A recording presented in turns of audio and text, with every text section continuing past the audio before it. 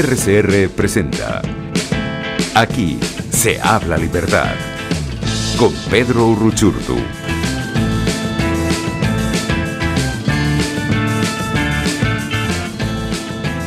Muy buenos días, bienvenidos a Aquí se habla libertad, un espacio de Pedro Uruchurtu, hoy sin Pedro Uruchurtu, quien les habla, Santiago Romero, haciéndole el quite y la suplencia a nuestro compañero Pedro, que tiene un evento académico el día de hoy. Este espacio no se podría dar sin los grandes trabajadores de RCR, empezando desde la Dirección General de la Estación con Jaime Nestares, en la gerencia de producción con Willy Sarcaya, en la producción de este espacio, Justo Navarro, Catherine Manzano y Malala Nogales, y en los controles, José Gregorio González. Recuerden que nuestro Twitter y Periscope es @RCR750, nuestra página web rcr.tv, y si me quieren seguir en Twitter para algunas opiniones y comunicarse a través de este programa durante esta hora, @Santiago Piso Romero en Twitter.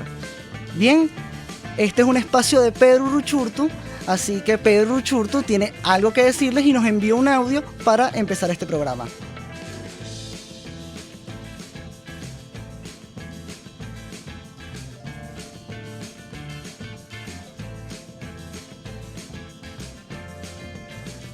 De 8 años este pasado domingo 24 de mayo, y la verdad es que han sido 8 años de incansable lucha por la libertad.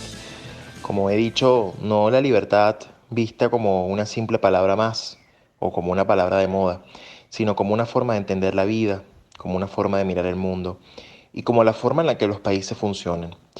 Y ese es precisamente el sueño que reunió aquel 24 de mayo de 2012 a hombres y mujeres comprometidos con la libertad y con la democracia, que entendieron la importancia de crear un partido político que tuviera como foco, como bandera, la libertad. Sí, un partido liberal. Un partido liberal que asumiera los retos no solamente de liberar a Venezuela del régimen que la oprime, sino también de cambiar el modelo de desarrollo que Venezuela ha vivido durante su época democrática y ahora, en esta época en la que estamos sometidos a los designios de un régimen criminal. Y precisamente ese reto y ese sueño, tanto de liberar a Venezuela como de cambiar nuestro modelo de desarrollo, es lo que ha sumado a miles de hombres y mujeres en todo el país que también han entendido y han sentido la necesidad de unirse a una fuerza política que coloca a la libertad individual como su principal pilar, pero que además también asume la idea de la responsabilidad, de la dignidad, del Estado de Derecho, de la justicia, de la solidaridad efectiva y por supuesto de la economía de mercado.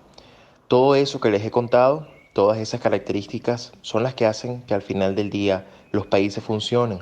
Cuando uno compara los países que han funcionado y los que no, uno se da cuenta que son precisamente los países libres los que tienen mejores índices y los que tienen mejores resultados.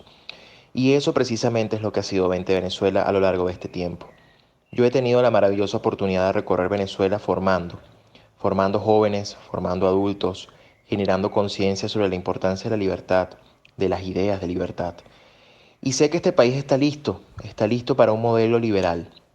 Está listo no solo porque le tocó aprender de la peor manera lo que significa el socialismo, y como siempre digo en mis conferencias, nadie sabe lo que es el socialismo hasta que lo vive y nadie sabe lo que es la libertad hasta que la pierde. Y han sido, la verdad, han sido viajes, por supuesto, muy aleccionadores. Uno consigue de todo en Venezuela, una Venezuela arrasada y destruida por el socialismo, pero que también tiene una enorme reserva moral y un país que ha entendido la importancia y sobre todo lo costoso de la libertad una vez que se pierde. Y por lo tanto entienden la importancia de cuidarla y una vez la recuperemos, pues esa será la principal tarea, asumir que la libertad es tarea de todos los días, al igual que la democracia, y que las instituciones sólidas son las únicas que hacen que los países puedan surgir y puedan florecer. Pero también este sueño y este camino recorrido en estos 8 años han permitido que Vente consolide su identidad, no solamente a nivel nacional.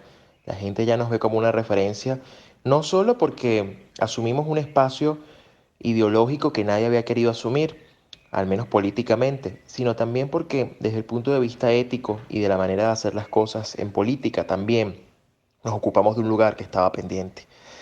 Y es por eso que Vente no solamente es conocido en Venezuela como el Partido Liberal, también es conocido fuera de nuestras fronteras. Eso nos ha permitido tejer maravillosas y sólidas alianzas con muchísimas organizaciones, con muchísimas fundaciones, con muchísimos partidos y con instancias como la Internacional Liberal, en un país que estaba acostumbrado solo a escuchar a la Internacional Socialista o a los comunistas reuniéndose en el Foro de Sao Paulo. También la Red Liberal de América Latina, de donde Bente es miembro pleno, y también la Federación Internacional de Juventudes Liberales, que tuve el honor de presidir como primer venezolano en ese cargo en el 2018 y que además representa el espacio de los jóvenes liberales. Sí, esos que constantemente nos dicen que son de izquierda, pues allí tenemos a maravillosos jóvenes liberales de todo el mundo reunidos. Lo que les quiero decir con esto es que Bente tiene un compromiso con la verdad no solo diciéndola, no solo asumiéndola como su manera de actuar, sino asumiendo también que el silencio no es una opción, que hay que estar firme y denunciar lo que está mal, y que sobre todo nos ponemos del lado de aquellos que saben muy bien lo que significa sufrir las consecuencias de un régimen que siempre miente y de sus cómplices habituales que le hacen el juego. Pero también estos 8 años, además de consolidar esa identidad, esa visión y sobre todo ese concepto de lo que significa ser un partido liberal, también nos han permitido asumir un proyecto de país, un proyecto que hemos llamado Venezuela Tierra de Gracia, un proyecto liberal, el primer modelo liberal, la primera propuesta y alternativa liberal de poder para nuestro país en su historia republicana. Sí, con la libertad como fundamento. Y eso precisamente, estamos seguros, nos permitirá, una vez alcanzado el poder, nos permitirá hacer las reformas necesarias para que este modelo no solamente pueda implantarse en Venezuela, sino que también para que pueda generar sus frutos. Y hay que decirlo porque paradójicamente la destrucción de Venezuela representa su gran oportunidad, una oportunidad de hacer las cosas bien, una oportunidad de finalmente plantearnos un nuevo modelo donde el individuo pueda seguir su propio camino de vida sin que haya un Estado que lo tutele y que le diga qué decir, qué comer y qué hacer, sin que ese individuo sea dependiente del Estado ni viva de sus dádivas, sino que viva de su propio esfuerzo y que ese esfuerzo vea su fruto a través de la propiedad privada y por supuesto de los tres derechos que como siempre defendemos, la vida, la libertad y la propiedad. Así que esa oportunidad representará también para Bente ese anhelo que tiene de aspirar al poder, porque también aspiramos al poder. Y desde luego sabiendo que primero es lo primero. Primero hay que derrotar al régimen, primero hay que entender que hay que derrotar a los criminales. Y luego vendrá el tiempo de la política, donde también sabremos competir con la misma convicción, con los mismos valores y sobre todo con esa ética y con esa verdad con la que hemos alzado nuestras banderas de libertad. Eso es 20 Venezuela. 20 Venezuela es el partido que faltaba. Es el partido no socialista de Venezuela. Y es el partido que ha asumido el compromiso de elevar la lucha y la bandera de la libertad hasta hacerla triunfar en esta Venezuela que hoy más que nunca la necesita, pero que sobre todo está consciente de la urgencia de tenerla. Y como dice Pedro Ruchurtu, la libertad siempre es victoriosa. Ahora empezamos nuestro programa y tenemos a nuestro primer invitado, que es el productor audiovisual venezolano Jorge Rengifo, con el cual vamos a discutir unos temas tan importantes como es el orden geopolítico que está afectando hoy a Venezuela. Bienvenido, Jorge. Sí, bueno, muchas gracias por la invitación. Jorge, tenemos que empezar a hablar de Occidente y hablar de una cantidad de cosas, pero vamos a un punto que ha sido álgido en redes sociales últimamente por parte de individuos que hablan del autoritarismo tuitero, pero sobre todo definen a lo que hoy gobierna o desgobierna Venezuela como un autoritarismo hegemónico con rasgos sultanísticos y totalitarios. ¿Tú crees que esa definición es acorde al régimen o que esto realmente es un Estado fallido criminal? Sí, bueno, en primer lugar, por supuesto que es un Estado fallido, a pesar de que incluso la misma terminología, digamos, de la progresía mundial, utiliza términos como, por ejemplo, estados frágiles. Y si nos vamos, por ejemplo, a los estados frágiles, incluso a los indicadores sociales, económicos y también políticos, vemos que Venezuela ya incluso está en esos márgenes de alerta. Entonces, por supuesto que estamos hablando de que Venezuela es un estado fallido. Incluso hay partes de Venezuela donde están mucho peor que en países como, por ejemplo, Somalia. Países que ya están en la terminología de estado fallido, y Venezuela incluso llega a sobrepasar esos propios indicadores. Entonces, por supuesto que estamos hablando de un estado fallido en ciernes, y eso es algo que debe llamarnos muchísimo la atención. Y hay que Por tener, supuesto que... sí, dime. no, que hay que tener en cuenta que sí, se hace una discusión entre regímenes democráticos y no democráticos, así como edulcorando un poco con un poco lo que sucede acá en Venezuela, y quería hacer hincapié en la relación que tiene hoy el régimen de Nicolás Maduro con las alianzas y puentes que está tendiendo con Irán. ¿Cómo ves tú ese desarrollo de un eje que está operando contra Occidente desde el corazón de Occidente? Bueno, recordemos que estas alianzas no son nuevas. Estas alianzas comenzaron con Chávez, y cuando estaba Ahmadinejad en el poder en Irán, comenzaron con estos acercamientos de vamos a hacer fábricas de bicicletas, vamos a hacer carritos para el pueblo barato y esta serie de cosas, cuando en realidad lo que se estaba comenzando a tejer era justamente esta alianza. Vale la pena recordar, porque esto es algo que no se nos puede olvidar, que bajo la guardia del señor Barack Obama, todas estas cosas comenzaron a ocurrir. Tenemos que también tener muy en cuenta algo que se llamó, por ejemplo, el proyecto Cassandra. El proyecto Cassandra fue un trabajo de inteligencia que se estaba haciendo con la DEA en específico. A su vez también estaba la operación Titán y la operación Perseo, que buscaban financistas del narcotráfico, de la droga en específico, tanto en Colombia como en Venezuela respectivamente. La Titán fue en Colombia, la Perseo fue en Venezuela. Y el proyecto Cassandra lo que buscaba era justamente estos nexos. De nuevo, este proyecto fue saboteado por el señor Obama en aras de mantener un acuerdo nuclear que por supuesto Donald Trump echó por tierra, porque entre otras cosas Estados Unidos prácticamente estaba financiando el programa nuclear de Irán. A ese nivel estamos hablando, ese nivel de complicidad, y hay que decirlo también abiertamente, que dicho sea de paso, Joe Biden era el vicepresidente Obama en ese entonces, y Joe Biden ha expresado, o por lo menos sus asesores han expresado, de que él quiere retomar el acuerdo con Irán. No solo el acuerdo con Irán, quiere retomar el acuerdo de relaciones de Estados Unidos que había iniciado con Cuba y generar otro proceso de apertura, porque consideran que un cambio político en la isla va a venir de la mano de la negociación, el diálogo, y todos abrazados, bueno, abrazados y riéndose. Pero una pregunta más hacia el tema de Irán. Estados Unidos, bueno, la administración Obama dice que era mejor tener el control de algo que no tener el control sobre nada dentro del programa nuclear iraní. ¿Tú crees que Venezuela ha jugado una pieza en ese programa nuclear iraní con la venta de minerales para ese programa? Bueno, lo que podemos hacer son especulaciones, pero las especulaciones, porque obviamente eso requiere información de inteligencia que ni tú, ni yo, ni ningún ciudadano podría tener. Lo que podríamos hacer son especulaciones, y las especulaciones que podríamos sacar es que evidentemente es así. Venezuela no solamente tiene minerales estratégicos en el ámbito de material radioactivo, por ejemplo, sino que también tiene prácticamente todos los minerales que se van a utilizar en la industria del futuro.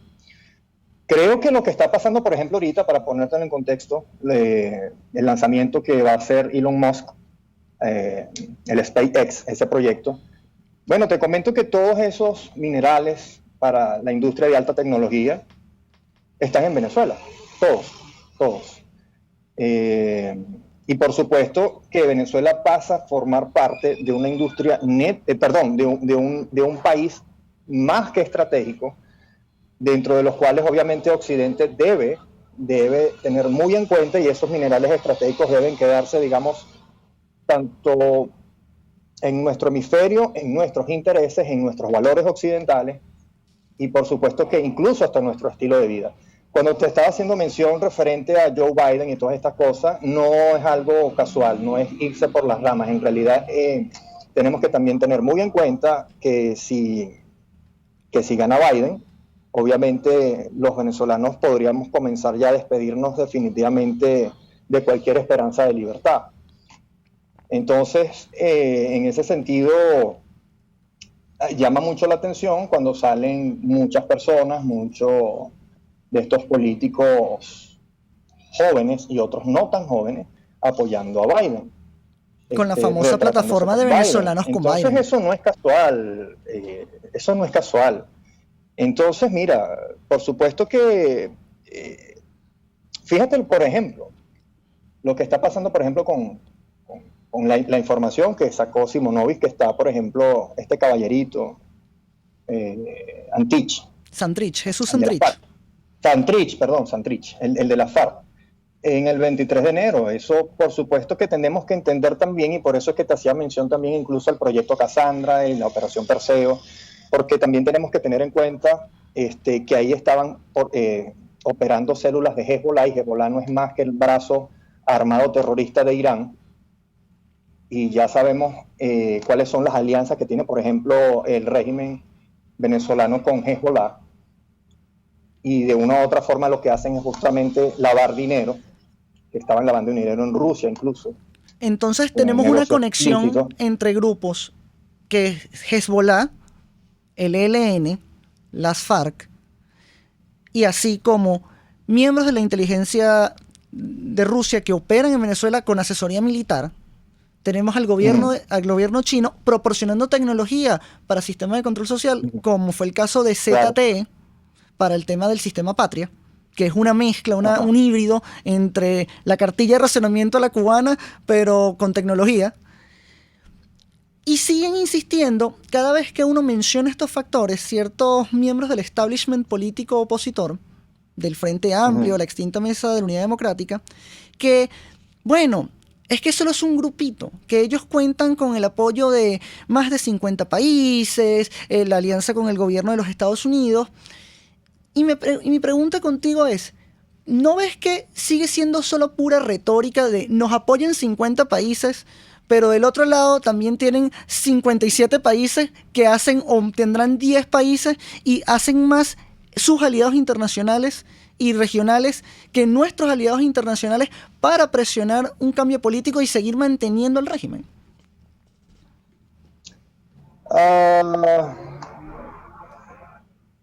Mira, yo no estoy tan seguro que sean 56 países que apoyan a estos caballeritos. Puede que sean un poquito más, porque tenemos que tener en cuenta, por ejemplo, lo que son los países no alineados. Vamos a ver cuántos son los países no alineados. Y por supuesto que eso simple y llanamente es retórica. Es retórica referente a que los apoyan 50 países, sí, pero ¿qué haces con ese apoyo, por ejemplo? Aquí se tienen que buscar alianzas estratégicas. Aquí se tienen que buscar, por supuesto, incluso hasta un discurso y un plano de acción que ya esté enfocado justamente a la confrontación política, a la confrontación directa, y que se tiene que, por supuesto, hacer todos los esfuerzos para hacer llegar este mensaje no solamente al mundo, sino a los países que se tiene que llegar para, obviamente, lograr un cambio político en Venezuela. No se trata necesariamente de organizarnos como una fuerza de guerreros del teclado, que vamos a hacer esto, vamos a hacer lo otro. No, se trata justamente de ya de hacer un plan de acción. Cuando hacemos el plan de acción, a partir de allí es que vamos nosotros a tener todo esto necesario. Entonces, por supuesto que es necesario. Entonces, fíjate, es necesario ver todo lo que estamos viendo acá. Entonces, fíjate esto. ¿Cómo hacemos entonces? Dame un segundo, que este teléfono me está volviendo loco ya. Te pregunto ahora, Jorge, Perdón, Santrich, perdón la audiencia, es que tranquilo, entonces, bueno, esas cosas fíjate, pasan. es necesario, ya para retomar la idea, es necesario que también se entienda, porque no es algo casual que, por ejemplo, el narcotráfico es un instrumento de lucha. El narcotráfico es un instrumento de lucha para, para obviamente estos regímenes. No se trata de hacer dinero y ya, sino se trata obviamente de un instrumento de lucha para ellos obviamente posicionar sustancias nocivas que obviamente van en detrimento de, de las sociedades a las cuales ellos apuntan, en este caso la norteamericana, y por supuesto que lo que buscan es obviamente es destruir todo lo que se trata, digamos, incluso la cohesión social. Y vemos que, por ejemplo, está metido Hezbollah allí, está metido la FARC allí, y por supuesto que es eso, pues y obviamente con ese dinero que ellos toman, ellos obviamente les sirve a ellos para potenciar sus, su lucha armada, porque nosotros tenemos que tener en cuenta, y esto es algo que es necesario recalcar, que nosotros estamos en una guerra. Esto es una guerra no convencional, pero es una guerra al fin. Esto no es algo para tomárselo a la ligera, esto no es algo para, para creer de que simplemente se trata de retórica tuitera o de inventos que cualquier persona se pudiese hacer. No, esto se trata de una guerra y los venezolanos estamos en el medio de ella y como tal debe ser tratada y se tiene que tratar con seriedad, se tiene que tratar obviamente con la premura que es necesaria y quiero hacer énfasis nuevamente en esto. Es necesario tener un plan de acción y pasar a la confrontación política, porque como así como tú estás haciendo mención de esto, de prácticamente de G4, ese G4 debe ser confrontado. Ese G4 debe ser confrontado, Santiago. No podemos seguir de una u otra forma lanzando como tiros al aire, como lanzando como lo que conocemos coloquialmente como lanzando puntas. Se tiene que hacer. Yo no sé si tú tuviste la oportunidad, seguramente sí la tuviste, por ejemplo, un extracto de una intervención de Cayetana. Cayetana se me fue el apellido. Cayetana Álvarez de Toledo, que habla, Sí, que es cuando le dice al vicepresidente Iglesias, que vicepresidente que le queda grande, por cierto, el título, o el cargo, que le dice que su padre fue un terrorista. Hoy, de hecho, hoy el vicepresidente dice en una sesión de comisión parlamentaria a Iván Espinosa de los Monteros, miembro de la fracción parlamentaria del grupo parlamentario de Vox, que Vox quería cometer un golpe de Estado. Eso sí quedó registrado en el diario de sesiones, pero no lo que dijo Cayetana acerca del papá de Pablo Iglesias, que está además documentado que fue miembro del FRAP, que era una organización terrorista. Solamente para hacer, digamos, un pequeño inciso. Fíjate el nivel de confrontación que ella tuvo directamente con este caballerito que, dicho sea de paso, fue financiado por dinero de Venezuela y también tuvo una participación incluso Irán. Y mira tú lo rentable que les ha salido al régimen, a los dos, abriendo, digamos, una franquicia, vamos a llamarlo la franquicia del chavismo en España. Fíjate que se habla de que fueron solamente $300,000 y mira lo increíblemente rentable que les ha salido. Pero entonces tú te fijas, por ejemplo, el nivel de confrontación directa que ha tenido Vox frente a esas pretensiones de instalar una dictadura en España, y lo hacen de forma directa y lo hacen de forma totalmente frontal, sin ningún tipo de miedo. Obviamente salvando las distancias entre España y Venezuela, porque a pesar de todo en España podríamos entender de que por supuesto que no es un estado como el venezolano, pero va para allá y el hecho es que ellos están haciendo su trabajo y ese es un trabajo que se tiene que hacer acá en Venezuela, porque si ese trabajo no se hace acá en Venezuela, que es un trabajo que se ha debido hacer hace mucho tiempo, vamos a caer de nuevo en las garras de los mismos de siempre, que buscan lo mismo de siempre, y no se trata de eso. No se trata de eso, Santiago. Yo ayer tuve una entrevista con Víctor Maldonado y Miguel Fontán, la cual agradezco mucho y le envío un gran saludo si los están escuchando. Y parte de esa entrevista, una de las cosas que recojo es que justamente ese nivel de confrontación política se tiene que pasar. No se tiene que seguir tercerizando lo que es la lucha política, la confrontación directa política a la ciudadanía. Se tiene que hacer desde un punto de vista político. Eso es necesario recalcarlo. Y se tiene que hacer también un discurso que vaya en coherencia con todo lo que tenemos por delante. Yo no sé si tuviste una noticia de que está la SFBA, que es la fuerza, es la brigada de, si me das un segundo aquí te lo busco, es la brigada, es la fuerza de seguridad, la brigada de asistencia de la fuerza de seguridad, y esa brigada parte de los oficiales, que lo componen 800 oficiales del ejército norteamericano, que es una unidad de élite, dicho sea de paso, van a Colombia a asesorar lo que sería como parte de la operación antinarcóticos. De hecho, parte de las unidades que corresponden a Latinoamérica son parte de la Guardia Nacional por un tema de reserva. Es un tema muy interesante, Jorge, pero tenemos que hacer una pausa y tenemos que finalizar nuestra entrevista. Me encantaría seguir discutiendo contigo acerca de estos temas y me quedo con una frase muy importante que es: tenemos que confrontarlos, tenemos que articularnos y tenemos que unirnos contra esas fuerzas totalitarias, porque al final lo que se está jugando aquí es el futuro de Venezuela, es el futuro de Occidente, y creo que vaya tarea de las que nos ha tocado y vaya políticos mediocres nos han representado durante estos 20 años de lucha. Muchísimas gracias, Jorge. Vamos a un corte de comerciales y ya volvemos en Aquí se habla libertad. Usted escucha Aquí se habla libertad con Pedro Urruchurtu.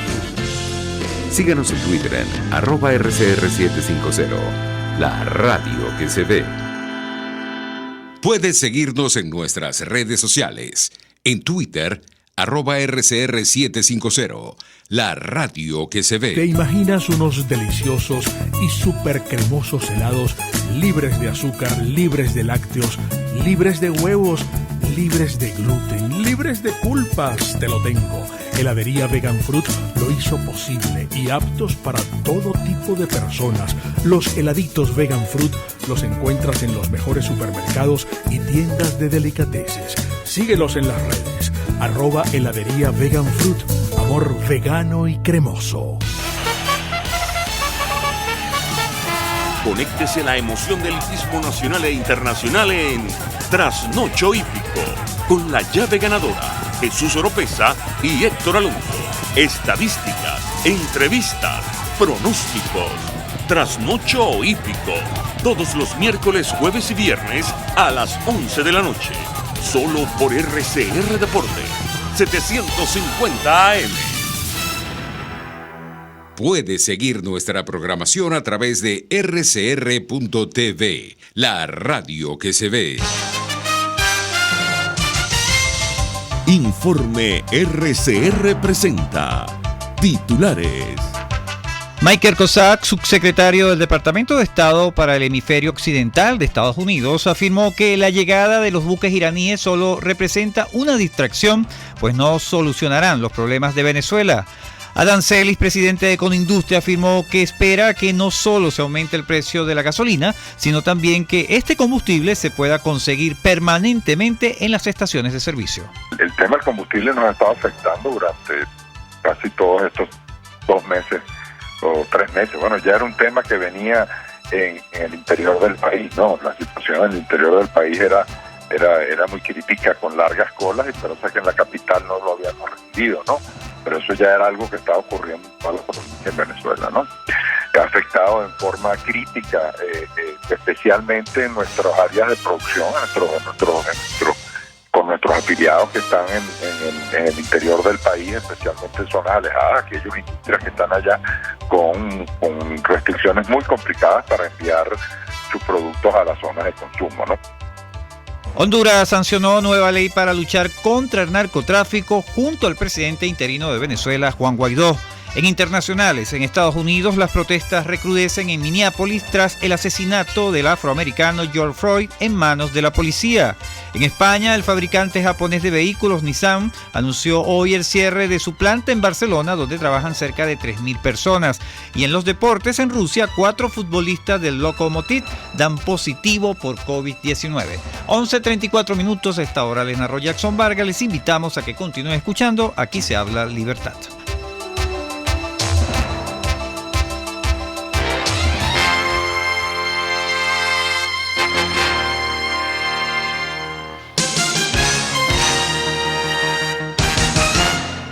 Serovka es una empresa que cuenta con un equipo de físicos, médicos, ingenieros, arquitectos y técnicos que brindan protección y seguridad radiológica a todas las clínicas. Serovka también ofrece capacitación al personal médico, técnico y de enfermería, así como la divulgación científica a pacientes sobre radioterapia, medicina nuclear y radiodiagnóstico. www.serovka.com y en las redes @Serovka. Serovka, empresa líder en protección radiológica con cobertura en toda Venezuela, América Latina y el Caribe.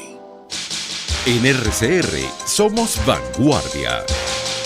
Toda la programación de tu RCR también la puedes seguir a través de la internet. Audio y video en tiempo real.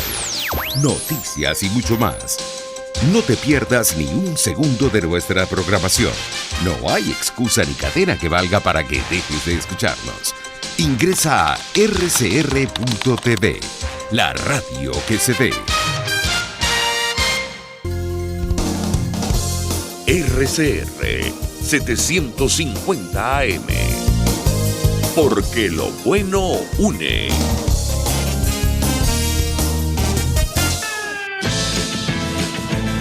Les estamos presentando Aquí se habla libertad con Pedro Urruchurtu por rcr.tv, la radio que se ve. Bienvenidos nuevamente a Aquí se habla libertad, un espacio de Pedro Urruchurtu, hoy sin Pedro Urruchurtu.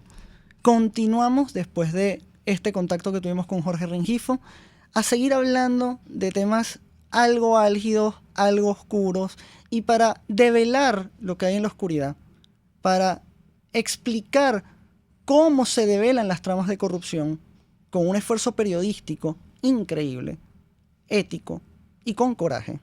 Tenemos a continuación a Orlando Avendaño, quien es periodista, escritor venezolano y aparte es el director en jefe del portal web Pan Am Post.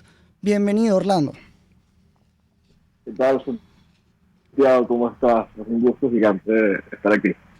Es un placer tenerte acá, Orlando, y vamos a entrar en materia directamente porque el día de ayer el diario del Nuevo Herald sacó un reportaje de investigación donde vincula a Leopoldo López con Raúl Gorrín en una operación con un lobista norteamericano, el excongresista Rivero por el Partido Republicano, para tender puentes entre el régimen chavista con la administración de los Estados Unidos y así lograr un cambio político. Tú, que has estado teniendo seguimiento de cerca al desempeño no solo del gobierno interino, sino de la oposición venezolana, ¿qué opinión merece al respecto esta publicación del Nuevo Herald? Sí, bueno, es un escándalo, eso es cierto, es un tema bastante sensible. De alguna manera muchos que por tanto tiempo han tenido sospechas sobre la forma de actuar del gobierno interino y particularmente de Voluntad Popular, asumen esto como cierto porque confirma sus sospechas. Hay muchos elementos sobre los que tú a partir de ahora puedes entender, ¿no? Ya uno le podría dar sentido a ciertas cosas, pero yo creo que aún hay mucho que hacer, ¿no? Desde el punto de vista periodístico, esto es un tema que aún se debe ir esculpiendo. Hay muchas dudas, hay muchos elementos que no quedan ciertos. Yo creo que la información tiene muchísimos puntos ciegos.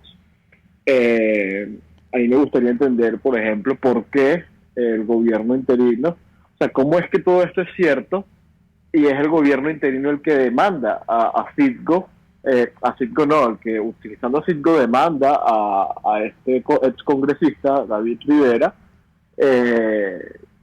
considerando que iba a generar este escándalo, ¿no?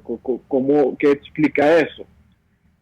Lo otro es que, bueno, habría que saber también si Rivera tiene registro de todas estas transacciones, que yo entiendo que fueron transacciones bancarias, en transferencias wire transfer.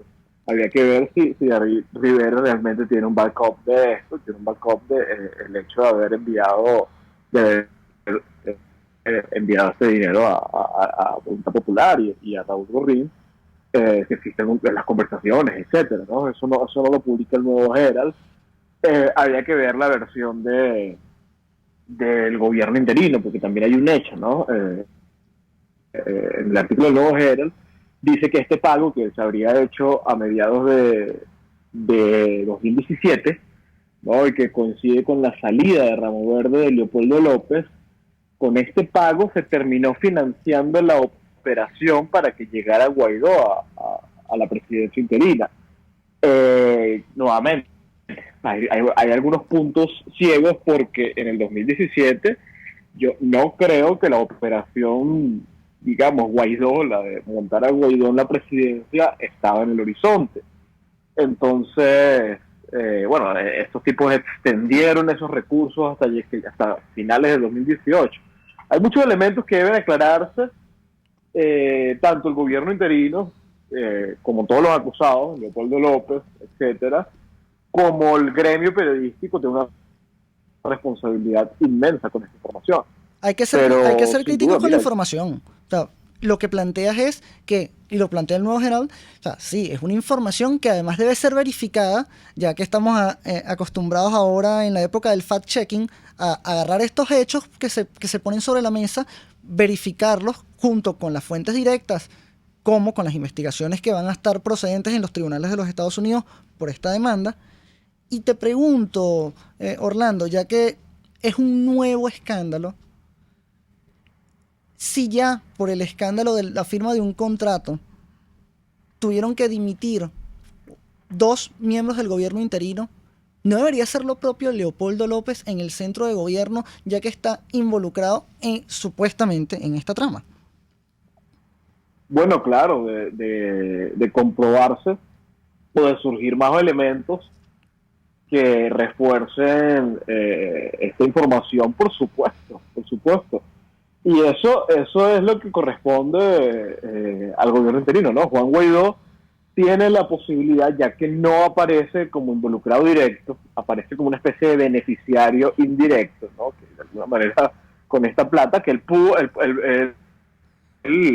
quizá no sabía de dónde venía la plata, es completamente válido, porque bueno, estos fueron dineros que se movieron en el 2017, él llegó a finales del 2018, principio de 2019. Pero como él tiene, en este caso, a diferencia del contrato, bueno, el hecho de que él no aparece involucrado directamente, él tiene la oportunidad de demostrar nuevamente, como lo ha tenido en tantas oportunidades, porque lamentablemente el gobierno interino ha estado sumido en escándalo tras escándalo, ¿no? Es uno todas las semanas. Él tiene la oportunidad de ver cuál es su postura frente a estos hechos de corrupción evidente, ¿no? Y corrupción vinculada ahora sí estrechamente al régimen, porque ya no se trata de las malas mañas de Voluntad Popular o de diputados de Voluntad Popular o PJ o lo que sea. Ahora se trata del régimen financiando a la oposición para que la oposición interceda por los intereses del régimen de Estados Unidos, juegue a favor de ellos.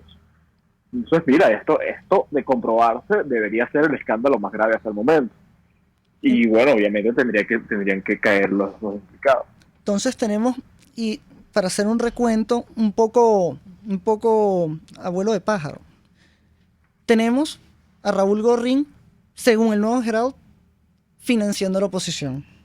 Tenemos a Alejandro Betancourt reunido en su palacete en España con el padre de Juan Guaidó. Tenemos a Cliver Alcalá Cordones, hoy detenido y en custodia del gobierno estadounidense, quien fue asesor en materia de seguridad y del gobierno interino, estuvo el 23 de febrero del año pasado en la frontera con el tema de la ayuda humanitaria, que produjo también un escándalo que tú develaste, que fue el tema del Cucutazo. Se siguen acumulando los escándalos, se siguen acumulando evidencias e indicios de gestiones dudosas de dinero que debería ser para todos los venezolanos. ¿Hasta cuándo la prensa local venezolana, Orlando, va a seguir cubriéndole las espaldas en vez de investigar estas acusaciones? ¿Qué ves tú dentro del gremio periodístico en Venezuela que evita que se sea un poco más crítico con el gobierno interino como debería hacerse? Bueno, es un tema sensible pero evidente, ¿no? Es palpable completamente. Mira, es lamentable porque Venezuela está llena, está plagada de cada escándalo, ¿no? En todas las partes. El gobierno interino está lleno de escándalos. O sea, si yo te dijera los temas que evidentemente no he tocado, no he publicado, no han salido, pero que están ahí para ser investigados, aún hay cientos de temas. Y yo no entiendo cómo es que es la prensa internacional, es Associated Press, es Reuters, es el Washington Post, es un medio pequeño, independiente, son ellos los que somos nosotros, y perdóname que me tomo atrevimiento, de ponerle el ojo a esto, porque en verdad son escándalos tras escándalos. Es decir, aquí hay tema para todo periodista, para el que le dé la gana, pida y tiene tema y además tiene los elementos para investigarlo. Mira, yo creo, o sea, la razón por la que, como yo trataría de explicar esto, es que son vicios innatos al oficio en Venezuela, porque el periodismo como simple elemento de la sociedad siempre giró alrededor del Estado, como todo, absolutamente todos los elementos de la sociedad, las artes, la intelectualidad, todo, absolutamente todo giró en torno al Estado, por la condición de Estado rentista que logró construir eso, ¿no? Esa relación muy estrecha con el Estado, muy conveniente además. Esa ética, que es bastante peligrosa, yo creo que se mantiene intacta dentro de Venezuela y ahora afuera en Venezuela, en el exilio. Y esto parte del hecho de que ambos núcleos de poder, el que está en Venezuela, el que está en Caracas, el que está en Miraflores, como el otro que no se sabe dónde está, pero que evidentemente tiene una presencia internacional muy importante, tienen muchísimos recursos, tienen una cantidad de recursos inimaginables. Y obviamente, considerando la condición en la que se encuentra el exilio venezolano, la condición en la que se encuentran los venezolanos dentro del país, muchos, la única opción aparentemente que tienen es someterse a los intereses de ambos núcleos de poder. De lo contrario, no podrían sobrevivir, ¿no? Al final... Entonces, Orlando, eso los compromete.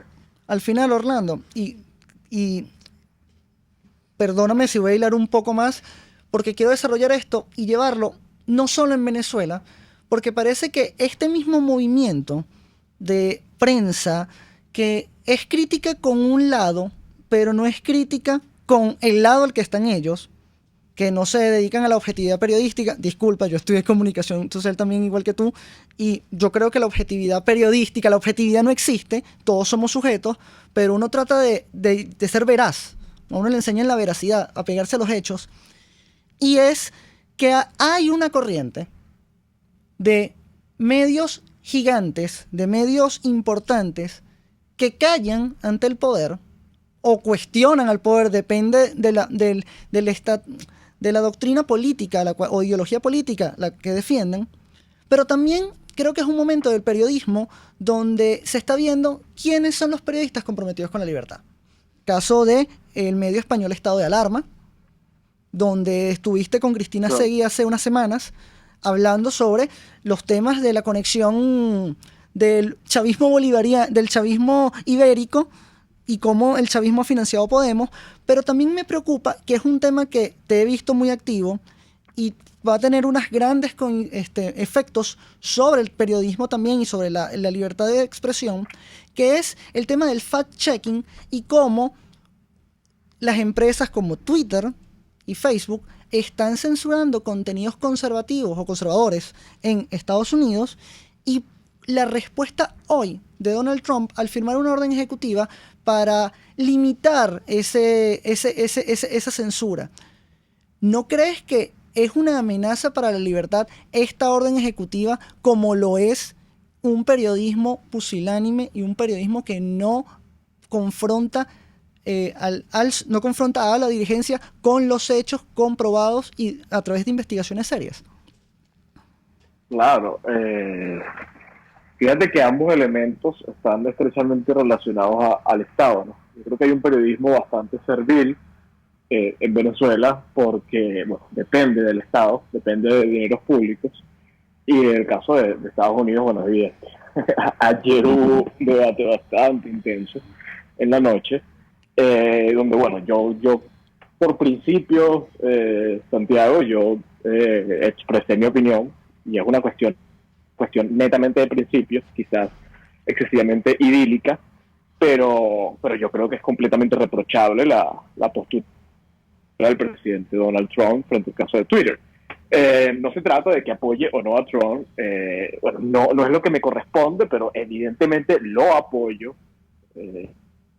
evidentemente apoyo su compromiso con nuestra libertad. Evidentemente prefiero 1000 veces que esté un republicano hoy en la Casa Blanca a que esté un demócrata, lo que es patético que yo esté aclarando esto, ¿no? Como si el hecho de que uno apoye o no a Trump es una prueba de venezolanidad o de qué tan comprometido está con la causa venezolana, además que lo tenga que hacer yo como periodista. Pero nada, o sea, me parece reprochable que el presidente Trump, como no le gustó algo que hizo Twitter, pretende utilizar una orden ejecutiva que es todo el peso del Estado para ajustar Twitter a su voluntad. Sobre todo porque Twitter, la práctica de editar contenido, de censurar contenido, si queremos utilizar la expresión censurar, etcétera, es algo viejo en Twitter, ¿no? Es algo de larga data. Entonces yo quiero saber por qué no se utilizó una orden ejecutiva para sancionar a Twitter cuando Twitter, por ejemplo, le canceló la cuenta a Nicolás Maduro o borró otros tweets. Es decir, amén de la libertad de expresión, así que hablen mentirosos y narcos. O sea, que hablen lo que les dé la gana, pues. Pero claro, como ahora es un tweet al presidente al que además le agregaron una coletilla de fact-checking, entonces el presidente quiere obligar a Twitter a cambiar, a ajustarse a sus intereses. Me parece reprochable. Yo creo que lo correcto hubiera sido, en todo caso, que Trump fuera a corte, llevara a corte a Jack de Twitter, y que tratara de impulsar con los republicanos, a ver cómo les va, a ver qué piensan los republicanos sobre esto, un debate en el Congreso, que los republicanos digan que hay que regular Twitter, pues me parece fantástico, a ver qué piensa digamos, libertaria de los republicanos sobre este tema. Entonces, no, mira, son tiempos difíciles, la sensibilidad de la gente está en sus máximos niveles. Evidentemente estamos en una guerra desde todo punto de vista, hay fuego cruzado. Yo entiendo posturas de la derecha estadounidense, evidentemente tienen en contra toda la maquinaria comunicacional, digamos, mainstream, de los grandes medios, de los grandes plataformas, de los grandes foros, Facebook, Twitter, YouTube, etcétera. Pero esto hay que jugarlo bien. De lo contrario, vamos a darle todos los recursos y todas las municiones a quienes quieren destruir a este lado. Yo escribí hace poco, Orlando, que este conflicto en Estados Unidos podría abrir una caja de Pandora que podría tener consecuencias serias sobre la democracia más sólida de Occidente, que son los Estados Unidos. Pero en general, no es solamente la caja de Pandora que se está abriendo sobre los Estados Unidos, es sobre España, es en Europa, es en Venezuela, es en Colombia, es en Argentina, es en Chile, es en todo Occidente, y pareciera que estos hechos que algunos pretenden ver que son aislados, sí tienen una correlación. Inclusive, volviendo al tema Venezuela, también en Venezuela ha habido ejercicio de censura por parte del gobierno interino a ciertos colegas, cuyos nombres me voy a reservar para evitar meterlos en algún problema. Y ellos lo han denunciado a lo interno y han expresado su opinión con el departamento de prensa del gobierno interino. Y al final pareciera que la pandemia ha desatado no solamente una crisis sanitaria, sino una crisis de restricciones de libertad. Parece que uno de los daños colaterales, uno de los síntomas de la pandemia es el autoritarismo. ¿Qué tienes que decir al respecto de eso, Orlando? Bueno, claro, es la discusión que se ha venido dando en todos lados de cómo de alguna manera entregamos nuestra libertad por la seguridad y bueno, evidentemente hemos visto cómo los estados, los presidentes, los jefes de estado con mañas autoritarias le han sacado un provecho tremendo a la pandemia. Fíjate, casualmente, el caso de Trump, que es paradójico, que ha ocurrido lo contrario, ¿no? Cuando todos los presidentes están tratando de utilizar la pandemia para reforzar sus estados, la seguridad, el control de la población, Trump aboga porque se acabe, ¿no? Porque los ciudadanos vuelvan a tener libertad plena. Pero bueno, ha habido muchísimos casos. Venezuela es evidentemente una referencia de cómo un autoritarismo está utilizando la pandemia a su gusto.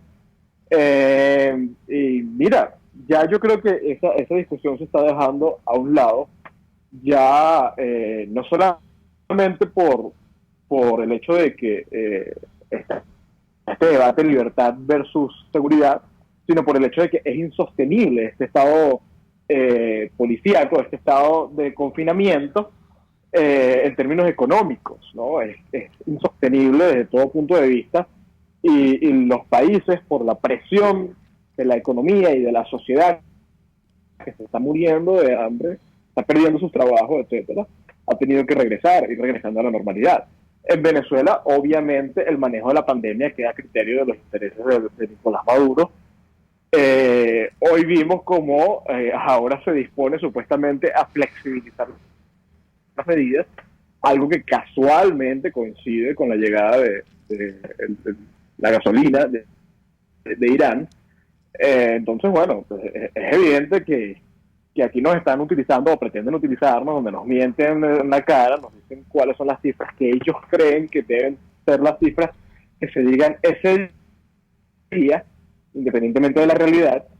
Entonces, nuevamente, son tiempos difíciles. Yo creo que el reto de la sociedad es gigantísimo, de la ciudadanía. Ahorita hay una polémica en Minneapolis, porque nuevamente estamos viendo los excesos del Estado, los excesos de la policía, frente a la comunidad afroamericana o frente a un ciudadano y punto, ¿no? Los excesos. Entonces, oye, son tiempos difíciles donde la ciudadanía debe apuntar al fortalecimiento de la sociedad frente al Estado, ¿no? Yo creo que ese es el gran debate hoy. Muy bien, Orlando, de verdad tenemos que ya cerrar esta entrevista. Te voy a pedir una última consideración y es: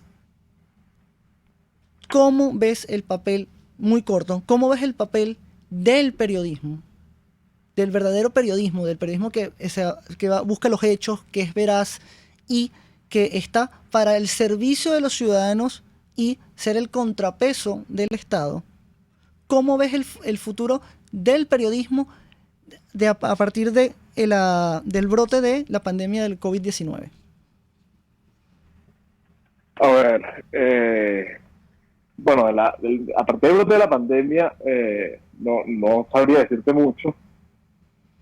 Sé que, bueno, ha habido persecución contra los periodistas que busquen contrastar la información oficial, pero en general, digamos, el futuro del periodismo, yo creo que es alentador en Venezuela, yo creo que ese lastre de esos vicios que venían arrastrándose por años se están dejando a un lado. Y yo creo que existe la inquietud de las nuevas generaciones de realmente ver un periodismo diferente, ¿no? Diferente al que Venezuela ha tenido toda la vida, ¿no? Yo creo que hay muy pocas referencias de buen periodismo en Venezuela. Yo creo que los venezolanos están empezando a ver que esa necesidad es urgente. Mira, nuevamente son tiempos difíciles, pero también la oportunidad es gigante para mejorar, para de alguna manera sacarle provecho a la situación. Y yo espero que el periodismo sea uno de los oficios que se vean completamente beneficiados a esta coyuntura. Y además es urgente. Muchísimas gracias, de verdad, por esa reflexión, Orlando. Se nos está acabando el tiempo, ya debo cerrar. Gracias por tu participación. Y quiero recordar algo, y quiero recordar algo antes de terminar este programa, que es Orlando y Jorge han coincidido en un punto, que es que estamos en un estado de guerra en Venezuela. También es una guerra que sí, podrá sonar un poco paradójico o alarmista, pero sí, estamos en una guerra mundial. Es una guerra de la libertad y de quienes creemos y defendemos la libertad, libertad sin restricciones, libertad como lo entendemos los liberales, en sentido negativo, que es la ausencia de coacción, contra los que tienen pretensiones totalitarias y autoritarias de censurar y coartar la libertad del ciudadano. Estamos en una guerra, tenemos que entenderlo. Una y otra vez hay que decirlo. La labor desde estos espacios es levantar la voz y decirle al ciudadano, no te calles. Es decirle y exigirle a nuestros representantes, como Cayetana Álvarez de Toledo, o como lo está haciendo la fracción parlamentaria de Vox con Macarena Oleña o Iván Espinosa de los Monteros, diciéndole al Estado del PSOE Podemos, no censures, no persigas, tiene que imperar la libertad. Lo mismo esperamos de nuestra dirigencia política acá en Venezuela, que rectifiquen, que den la cara y sobre todo que defiendan la libertad.